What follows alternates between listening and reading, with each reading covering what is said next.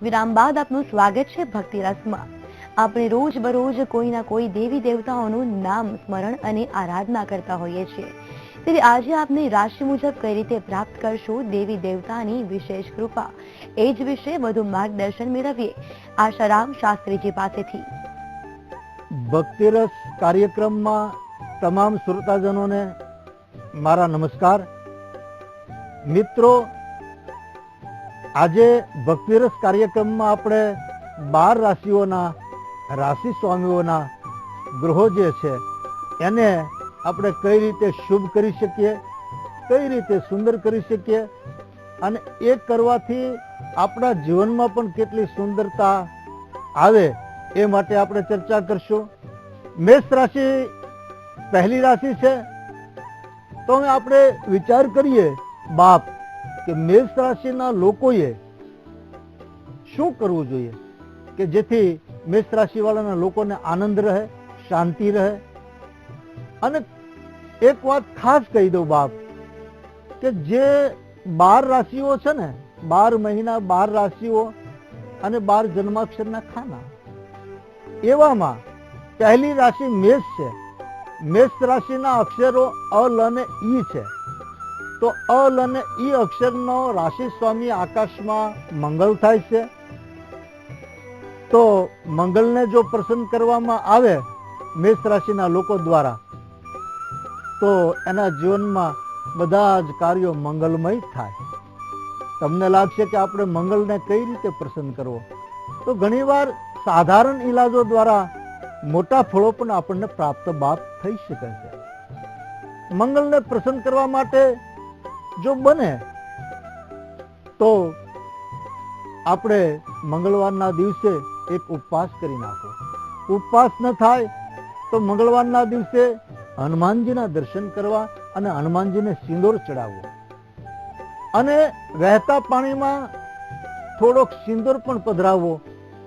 આનાથી મંગળ મેષ રાશિના જાતકોનો રાશિ સ્વામી છે, એટલે શુભ ફળ આપશે। અને મનમાં જે અડચણો આવતી હોય, મનમાં જે તકલીફો આવતી હોય, ઘરમાં જે કંકાસ રહેતો હોય, એનાથી આપણને શાંતિ પ્રાપ્ત થશે। બીજી રાશિ વૃષભ રાશિ છે। વૃષભ રાશિના જાતકો માટે બાપ બ અને ઉ નામના અક્ષરો આવે છે। અને આ જાતકના લોકોએ જીવનમાં જો બને તો એ લોકોએ દહીં, દૂધ અને કપૂર મંદિરે આપવા, અગર કોઈ વ્યક્તિને દાનમાં આપવા, કોઈ ભૂદેવને દાનમાં આપવા, જેનાથી વૃષભ રાશિનો સ્વામી શુક્ર શુભ થશે। અને એ શુક્ર શુભ થશે ને એટલે તમને વૈભવો પણ સારા આપશે, મનવાંછિત ફળો પણ સારા આપશે અને તમને સારા શુકન પણ થશે અને મનમાં રહેતી નાની મોટી ચિંતાઓ ટળશે। શ્રદ્ધા રાખી અને આ પ્રયોગ કરજો, જરૂર તમને ફાયદો થશે। શ્રદ્ધા રાખજો। હવે જોઈએ આપણે મિથુન રાશિ। મિથુન રાશિના અક્ષર ક છે અને ઘ છે। તો મિથુન રાશિ વાળા લોકોએ લીલી વસ્તુઓને દાનમાં આપવી, કારણ કે મિથુન રાશિનો સ્વામી આકાશમાં બુધ ગ્રહ છે, જેને આપણે કહીએ ને પ્રિયંબ કલિકાશામ રૂપે નામ પ્રતિબુધમ।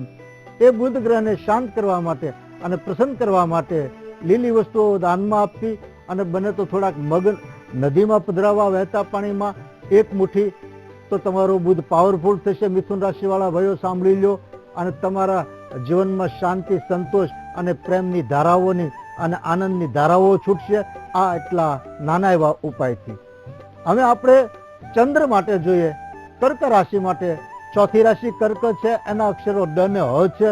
ડ ને હ અક્ષરના નામવાળા ભાઈઓએ ખાસ ધ્યાન રાખવું કે ચંદ્ર આકાશમાં શીતળ છે અને એને શીતળતા પ્રાપ્ત કરવા માટે, શાંતિ આપણે પ્રાપ્ત લેવા માટે, પછી ધંધાની હોય, નોકરીની હોય, બિઝનેસની હોય કે પછી આપણે નાના મોટા કોઈ પણ કાર્ય કરતા હોય એની શાંતિ લેવા માટે એનો રાશિ સ્વામી ચંદ્ર છે। એટલે ચંદ્રને શુભ કરવા માટે એને બને તો થોડાક ચોખાઓનું દાન આપવું, લવલેશ ચાંદીનું દાન મંદિરમાં લવલેશ ધરવું। આ કરવાથી એનો ખરેખર ચંદ્ર એટલો બધો શુભ થશે અને ચંદ્રમાં એટલી બધી શીતળતા છે, એ ડ ને હ નામના અક્ષરવાળા ભાઈઓને માટે એ ખૂબ શુભ કરી નાખશે। હવે આપણે જોઈએ પાંચમી રાશિ સિંહ, જેના અક્ષરો મ અને ટ છે. આ લોકોએ સૂર્યને પ્રસન્ન કરવા માટે એક કામ ખાસ કરવાનું: તાંબુ, ઘઉં અને ગોળ, આ ત્રણેય કોઈ મંદિરમાં થોડાક ધરી દેશો ને, અગર કોઈ ભિક્ષુકને આપી દેશો ને, તો એ તમારા જીવનમાં મન ટ અક્ષરના નામવાળા વ્યક્તિને શાંતિથી, સંતોષથી અને આનંદથી, અને હમણાં જે થોડાક દોડધામ રહેતી હતી એમાંથી પણ તમને શાંતિ આપશે. હવે આપણે જોઈએ કન્યા રાશિ. તો કન્યા રાશિના લોકોએ જો બને ને તો એક જ વાર બુધવારના દિવસે મગનું ખાવું, એક બુધવારનો ઉપવાસ કરવો, અને બુધવારના દિવસે એક થોડુંક 2.5 મીટર લીલું કાપડ કોઈ મંદિરમાં મૂકવું, અથવા કોઈ ભિક્ષુકને આપવું, અથવા કોઈ ભૂદેવને આપવું, જે આપણે માટે ઘણા જ ફાયદા કરશે. પઠ અને હણ નામ જેનું આવતું હોય, આ વ્યક્તિએ ખાસ ધ્યાન રાખવું કે આ એટલું કરશું ને તો એ ખરેખર બુધ કરે શુદ્ધ અને આનંદ લાવે, પ્રસન્નતા લાવે. આમ કહેવાય ને કે લીલો છે રંગનો છોડ રંગમાં, આનો લીલો કલર બુધને બહુ ગમે છે. તો આ કરજો પઠ અને હણ માટે. હવે આપણે જોઈએ તુલા રાશિ. તુલા રાશિનો રાશિ સ્વામી તો શુક્ર છે, પણ આપણને વિચાર આવશે કે તુલા રાશિમાં નામ ક્યાં આવે? તો તુલા રાશિમાં 2 અક્ષર જ આપ્યા છે, ર અને ત.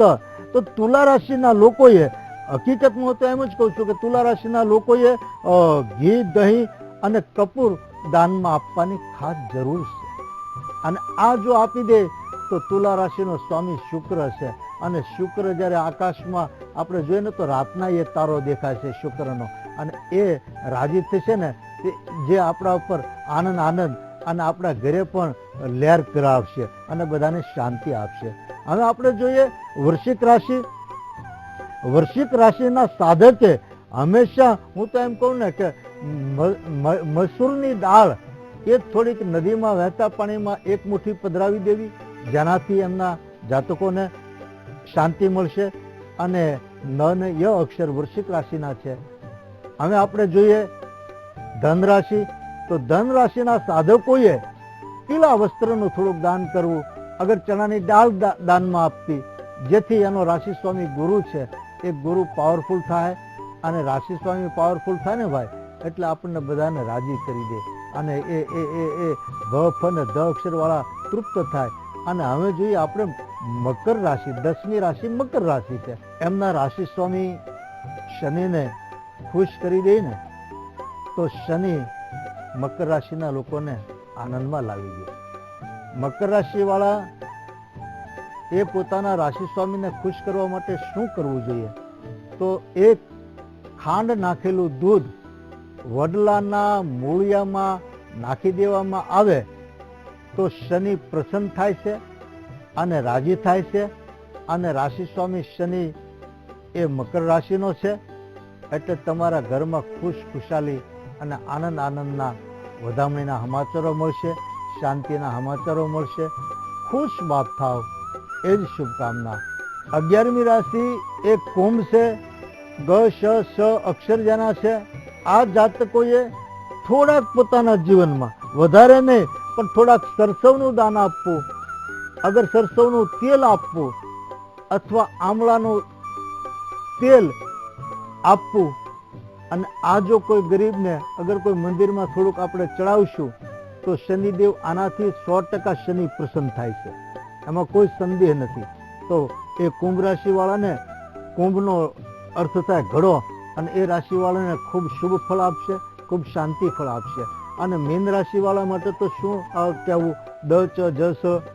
મીન રાશિનો સ્વામી આકાશમાં ગુરુ છે, અને રાશિ સ્વામીને આપણે તૃપ્ત કરીએ તો ચણાની દાળ આપી દેવી થોડીક કોઈને, અથવા થોડુંક પીળા વસ્ત્રનું દાન કરી દેવું. આ કરવાથી ગુરુ આનંદિત થશે, અને ગુરુ આનંદિત થશે ને એટલે મીન રાશિના જાતકો આપ બધાને ખુશી કરી દે, આનંદમાં લાવી દેશે. લાભ એટલા બધા આપશે, કારણ કે ગ્રહોનું થોડુંક આપણે કરશું ને તો ગ્રહ કાર્યમ તત્કાલ ફલમિદમ, તાત્કાલિક આપણને સુંદર અને સારું ફળ આપે છે, શાંતિ પણ આપે છે. અને એટલા માટે જ આપણે કહીએ છીએ કે સર્વત્ર ફળતી ભાગ્ય નચ વિદ્યા નચ પુરુષાર્થ. ભાગ્ય બધાના ખૂબ ખૂબ ફળે, ભાગ્ય બધાનું આગળ આગળ આવે અને દરેક રાશિના લોકો ખૂબ સુખી બને. નાના નાના ટુસ્કા કરવાથી પણ ઘણા જ આપના ઘરમાં લાભો મળે એવી શુભકામના સાથે મારા ભક્તિ રસ સાંભળનારા શ્રોતાઓને દરેકને નમસ્કાર.